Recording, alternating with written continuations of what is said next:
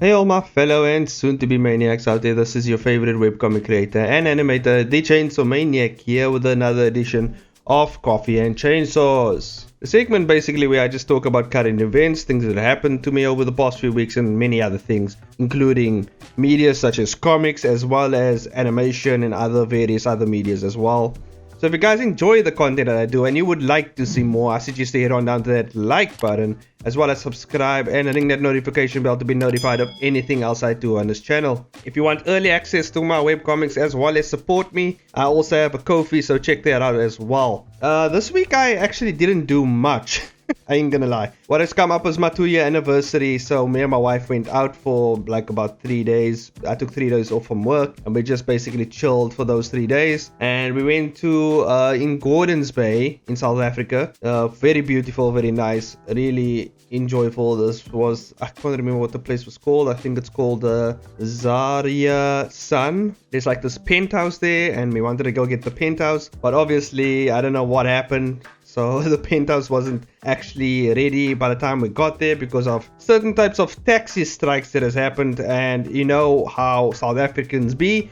If there's a strike happening, shit's getting lit on fire. So that's what happened. People just freaking insane over here. So yeah, so there was some type of taxi strike going on, and of course the best way to resolve that in South Africa is to set more shit on fire. And so that's what happened, and because of that the workers couldn't get to the penthouse to clean the penthouse, and so therefore we couldn't get to the penthouse, and so therefore we had to actually just settle with a space for us, which was just as nice. Still had the amazing view of the penthouse, so we could get actually that nice glimpse of the sunset and, you know, the beach, and oh my god, it was amazing. It was nice. There was a few little, you know, slip ups, you know, because, you know, load shedding in South Africa, which if you don't know is like controlled power outages, which is just another thing that happens. But we still enjoyed ourselves. We got out there, you know, we enjoyed our anniversary. We had a great time. Remembered why we actually enjoyed each other's company, why we love each other, yada yada, you know, marriage stuff. So that's what happened. You know, it was pretty fun. I really enjoyed it. And it was a nice little break. As you know, you should actually be grateful for the breaks you have. And you should take common breaks, you know.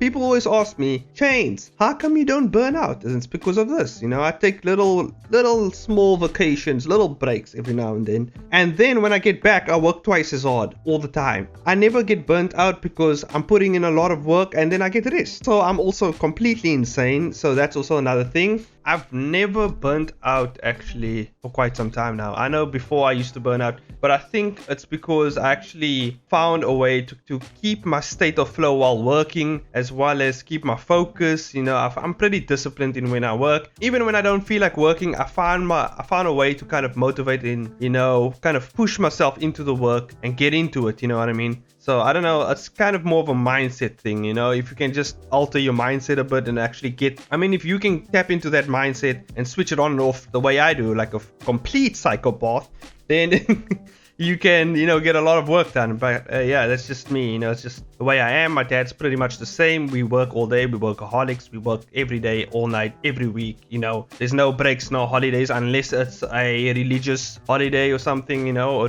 or like something's happened in the family. Otherwise, we just keep pushing, keep moving. My wife is more or less the same. You know, she just keeps it pushing, very motivated people. And yeah, we just keep it moving. So this is my reminder to you guys to keep it pushing, keep it moving. You got to do what you got to do, you know, get to work, you know, get that motivation needed. Hopefully this will actually help push your motivations, you know, forward for your work, and hopefully you can get a lot of shit done. You know, I'm pretty hyped now. I might have drunk too much coffee, and that's fine because sometimes I do that, and I'm just hype all the time. Okay, sometimes I'm on no coffee. I'm just completely just through the roof hype. And the reason also why I'm hyped is because I'm getting to the end of Kill All Heroes, which is my webcomic and I'm currently working on. And that means I get to work on my short film, and I'm excited because I like animation and I enjoy animation, and I'm so stoked to actually just get to sit down with my animation work and just freaking work on the thing. Today actually I kind of cheated on my animation stuff because you see what I was working on my comic, and then I was like, man, I feel like working on some animation, man. God damn it, I want to get some animation done.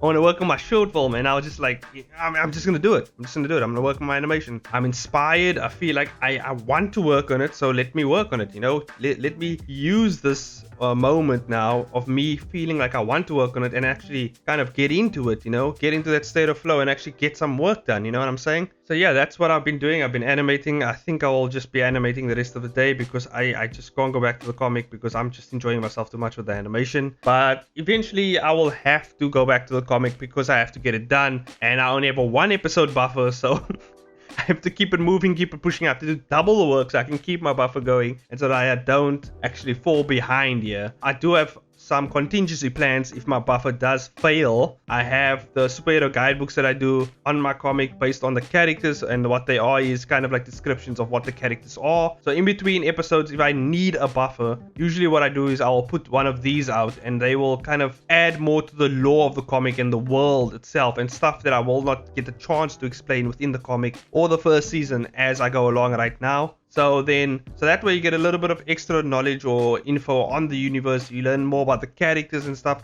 without me even putting out an episode. So that's pretty cool, because, content. So if I get that out and then you guys can, middle that a bit until I actually finish up the last few episodes, because we're coming up on the last few episodes. And the last episode is going to be, I think it's going to be 3 episodes in length. I might have to cut up in parts. Usually I start my seasons off big and I end those seasons off big. So as usual, I'm ending it with a nice seasonal finale, and it's going to be a giant ass fight. There's a lot of death, a lot of cool power elements. It's going to play new characters. You're also going to learn more about what exactly is going on with the heroes. And also from now on, I will be doing short films based on the seasonal finales of all my comic books. So whatever comic I'm working on at the time, I'll be doing short films based on those comics for the seasonal finales.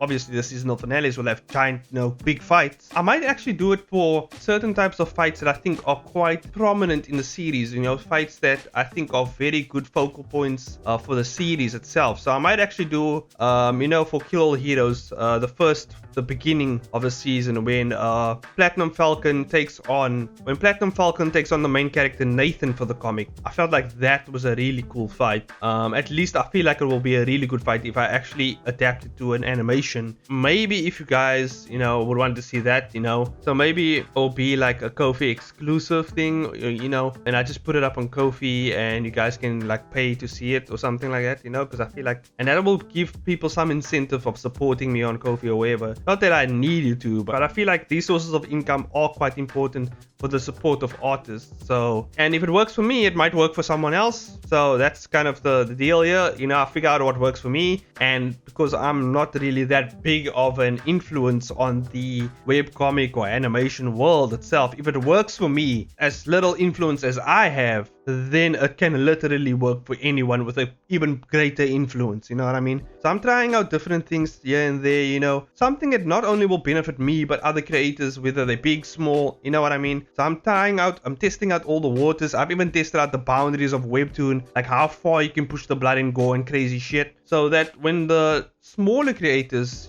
hop in there and maybe they want to do a little bit more gore, maybe they want to do a little bit more something, risque, they can kind of know where the hard line of Webtoon actually is, and, they can actually kind of find their ways around that using my methods or whatever, So I'm just kind of here to help everyone else who wants to be helped, or maybe they can learn from something. They can learn from the dumb mistakes I make or something that I do that is accidentally cool, because I do a lot of accidentally cool stuff sometimes. Also in other news, Walter Oslie has returned to Webtoon. Not Webtoon, but the Webtoon community space, I guess, on YouTube, and he's actually posted a video up on his YouTube channel. And I don't know if he's back permanently or if he's back temporarily. He seems like he's back, but he's just kind of getting back into the swing of things. And he said he had actually a few video topics he wanted to tackle, and he makes a really good video. If you guys haven't checked out Walter Oslie's videos, he's a great inspiration for me as a webcomic artist, and he actually gave me the push I needed, as many others have done, to kind of put my webcomics out there, as well as my ideas, as well as actually starting this YouTube channel based on webcomic like media stuff, you know what I mean? So like he's actually been quite a big inspiration for this channel, and you know, look how far we've come. I've almost on 600 subscribers, which doesn't seem like a big milestone, especially since like, I don't know, like it's been a while since I've actually grown as fast as I have right now, because normally my channel's growth was really slow before, but I don't know, it's just picked up. You guys are always very supportive, and this community is very awesome, with also a lot of prominent awesome individuals in the space. And I actually had a chance of meeting a lot of them and like talking to them, you know. And Walter Oslie, I can't wait to actually, you know, start watching his content again. And I think the reason he was gone, I'm pretty sure he'll tell you guys exactly the reason why he was away and complications. I know he said it was burnout, and I guess that could have been, I think he mentioned it was a combination of many things. And if you follow him on Patreon, you know that there was a pretty serious matter that he had to attend to, and that's why he kind of left the space for a bit, you know, kind of clear his mind, kind of figure out exactly where to go from there. So yeah, I commend him on that, you know, tough times bring out tough people. Yeah, and recently I realized that not a lot of people know exactly what like Webtoon creators specifically go through. And it's not just Webtoon creators, obviously it's different other, for example, like comic book artists or comic artists, you know, digital comic artists, or, you know, traditional artists. They go through tough things, you know what I mean? It's tough to be like a comic artist in general. I know that it's much easier to actually find better avenues in like animation, game design. Obviously those industries are kind of booming, and they always will have work, so those are much easier industries to actually find work in. But comics, man, it's rough out there, specifically Webtoon, because man, those artists are really going through some tough shit right now. And we actually talked about this in the last video with the dropping of the partnership program and all that's going on with Webtoon. You know, I think they're losing out on quite a bit of money, so obviously they had to let some artists go, drop some series, stuff that happens. And you know, it's just corporate company stuff that has to take place. And you know, sometimes it's not even you can't even blame the company itself, because they literally also the people above those creators, or like the editors and whatever, they just doing their job. They're just doing what the higher ups are saying. And sometimes, you know,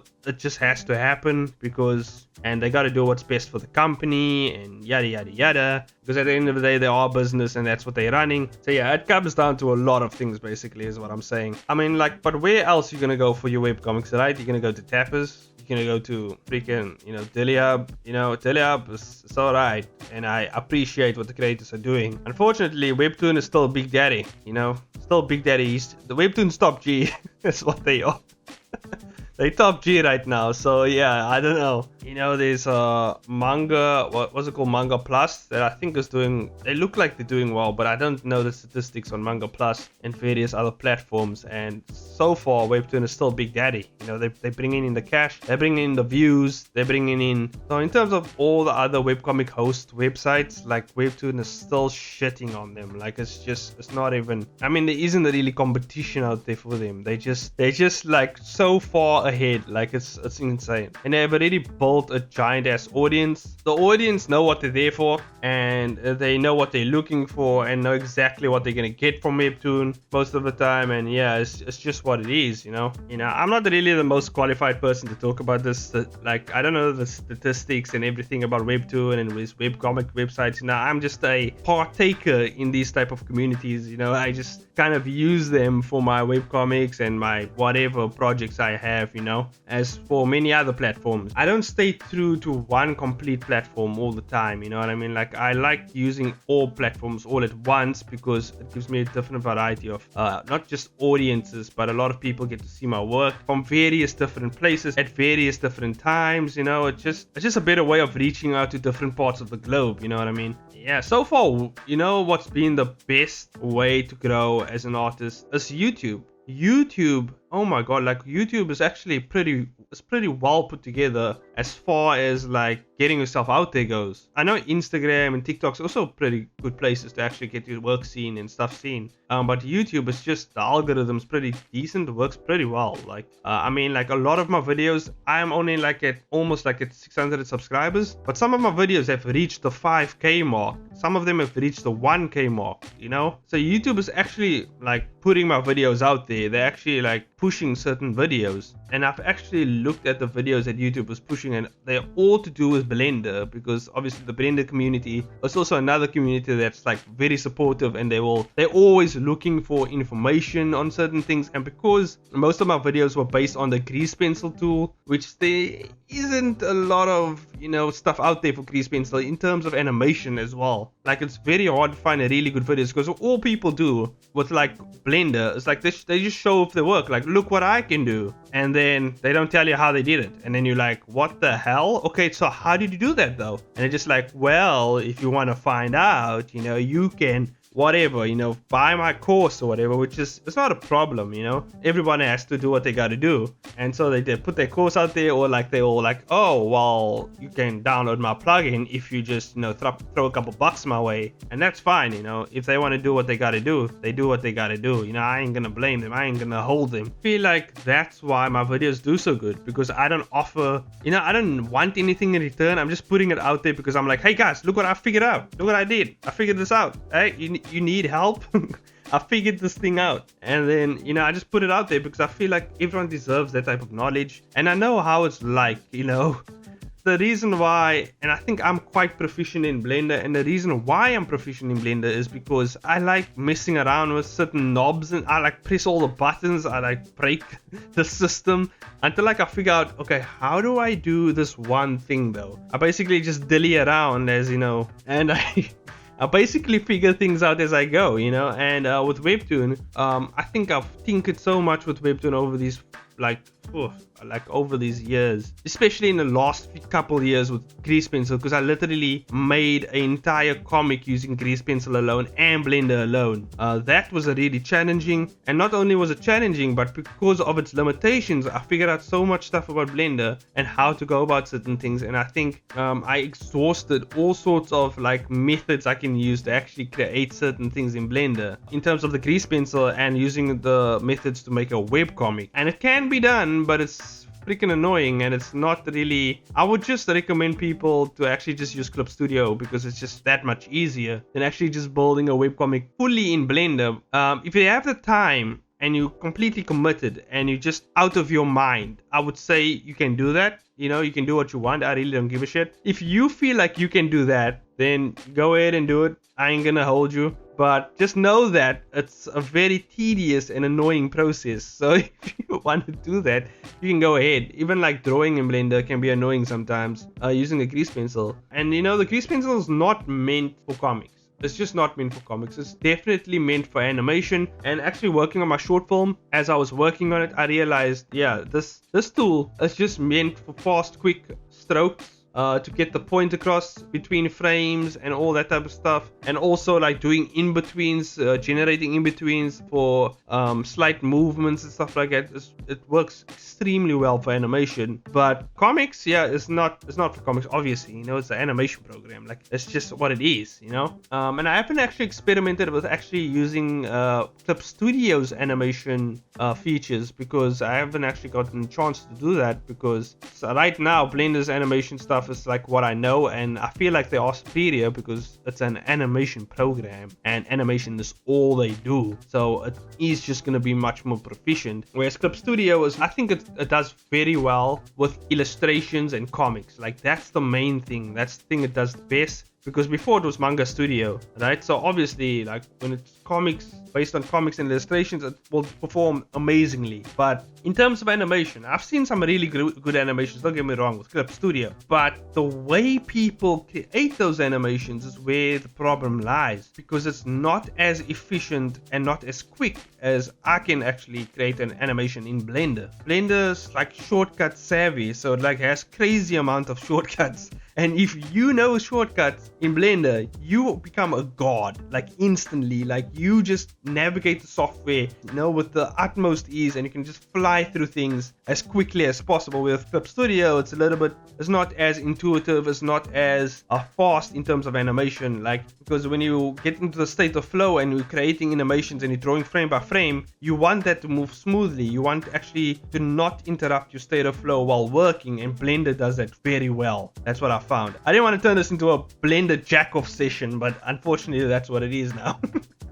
Don't get me wrong, Clip Studio does what it does best, you know what I mean? But Blender also does what it does best. Two amazing softwares which I've actually tried to combine to create, you know, a congruent workflow with my webcomics or my animations. Although with animations I just use Blender alone, you know. But I actually wanted to test out the finalizing aspects of Clip Studio because I believe the brushes and the effects you can use in Clip Studio might actually benefit the Clip Studio Blender workflow when it comes to animation. So that's interesting to actually look into, you know. Yeah, I might actually do a video. Actually, you know, I said I would do a video of this if I ever got the time. Maybe tomorrow I'll record it actually and then just edit it and put it out next week. The video that I want to create is the Blender and Clip Studio workflow where I actually take you through the process of how I exactly use Blender and Clip Studio to not only create my comics, but how you could actually use them, you know, in theory for your animations and various other projects as well. So the cool thing is, like, Blender and Clip Studio together, if you have a pretty decent PC and Blender doesn't have giant file sizes that you're opening all at once, if you have Blender open and Clip Studio open, it actually works very well. The flow is amazing and you can jump between two softwares very easily because Clip Studio doesn't also take as much as you would with Photoshop, because Photoshop just eats everything up on your PC. I don't know what's in there, it just eats through your PC like crazy. And then Clip Studio, on the other hand, is very optimized, it's very efficient, and that's what I like about it. And the cool thing is I can have Blender and Clip Studio because Blender is also quite light. If you know how to optimize Blender, and the art tutorials out there, there's ways you can just optimize it. And then once you work with those together, it's just an absolute beast of a workflow. Like literally, I can complete a comic episode in 3 days with that workflow. You know, if I was just sitting down with Blender and Clip Studio alone, like I can finish one episode in 1 weekend. Just bam, just knock an episode out. It's amazing, like the way it works. Now obviously my art style is a bit different. Like I don't use too much, you know, rendering when it comes to, you know, illustrations or whatever, you know. I have a very simple art style because it kind of works with my animation art style. So yeah, I kind of found a sweet in between my illustration art style and my animation art style, and that's kind of what I use for my comics. Just for panels and animation, I wanted to be quick, I wanted to be fast, I wanted to look good, efficient, you know, that's what I want. So yeah, I found a kind of sweet spot with my art style with that. So hopefully this was beneficial to you guys. Hopefully it was motivating, inspiring, and hopefully it got you through whatever you were doing. This is your second reminder to hit the like button, subscribe, as well as ring that notification bell, and I'll see you guys in the next video. Bye bye now.